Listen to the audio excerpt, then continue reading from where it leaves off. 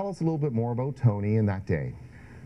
Tony was in the store, in the staff area behind the counter, when his colleague ran in, being chased by her husband, estranged husband. Tony stepped into the doorway to say, "You can't come in here," at which the man punched him in the face and he fell over into a set of shelves, and as he stood back up, the man stabbed him with a butcher's knife. Now, they were blocking the doorway, so she wouldn't have been able to get out of the room. So as Tony collapsed, he held onto the man's jacket, pulled him down on top of him and held him on top of him whilst calling to her to escape. So she was able to jump over the bodies and out the door and get to safety. But unfortunately, Tony died of multiple stab wounds. As we mentioned earlier, we know the story so well. We covered it extensively here on our station, and Alan Sawkins is here, Tony's partner, and thanks for being here. Thank you very much. And also Brent Stafford, who put together the documentary, because this is National Victims of Crime Week, and you saw just a clip of it there. So thank you for being here as well. Thank you very much. Why don't we talk first off about the documentary itself and Sure. what you were trying to accomplish. Great. Well, it's Aftermath of Murder Survivor Stories, which is a production from the BC Victims of Homicide. It's a part of National Victims of Crime Week. SFU, School of Criminology and Restorative Justice are partners. So is IHIT, which is the Investigative Homicide Integrated Team. Jennifer Pound, she's been great. And what this series does is it takes a very in-depth look at survivors of homicide. Often what happens is that we focus totally on the grisly details of the murder and the whodunit and the court trial, and rarely do we ever get a full picture of the victim, and often we never get a true understanding of the emotional impact of murder on the survivors. So this series goes behind the scenes and allows the survivors to share their stories.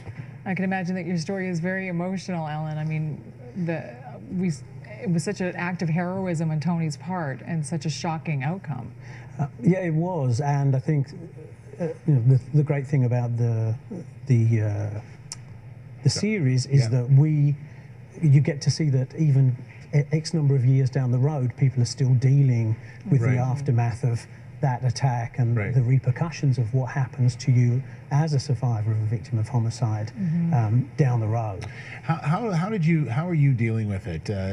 The first few weeks, months, years afterwards, how did you deal with it? Well, initially you're completely in shock and you're too busy dealing with the media and dealing with the legal system to actually truly go to a state of grief, really. And one of the things that I think, and I believe is true for all survivors, is we go to the trial and then we're re-traumatized. So we can't even start our true grieving process until a few months after the trial has ended. And interestingly enough, because the trial has ended, people think, well, the trial's over, that person doesn't need any support anymore because the trial's done. You have closure. Actually, exactly. But what happens is that everyone goes back to their normal life. Your life has been completely changed. And that's when you need the support, when everyone's actually gone back to their everyday lives and you're now on your own, dealing with no distractions of the legal system or the media, just dealing with the loss. Does that frustrate you when you hear that word closure?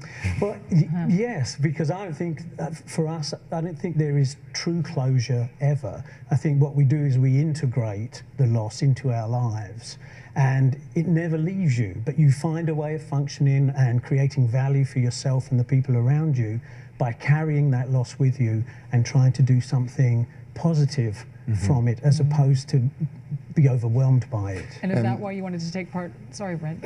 Take part in this series. Very much so, because I found at the time that it was very isolating and very alienating.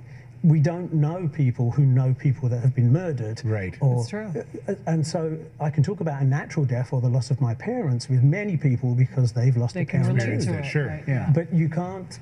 How often do you find someone who has lost someone they loved to an act of violence or a violent death? And that's one of the key things about the BC Victims of Homicide. What they do is they offer support groups for homicide survivors, you know, in British Columbia, focused on the Lower Mainland. And often what the survivors say, and this came out in our interviews in Aftermath of Murder Survivor Stories, was that being in the support groups offered that one thing that you can't get anywhere else, and that's to sit beside people who have experienced the same extraordinary event that you have. And only there can you get the true understanding that you need. And just that possible aspect of just sharing with people who understand and have experienced the same thing is enough to start moving you through the process. Right. You don't feel so alone. Well, thank you both for coming Yeah. in today Well, thank and you for for sharing your inviting us. story Thank with you. us, Alan.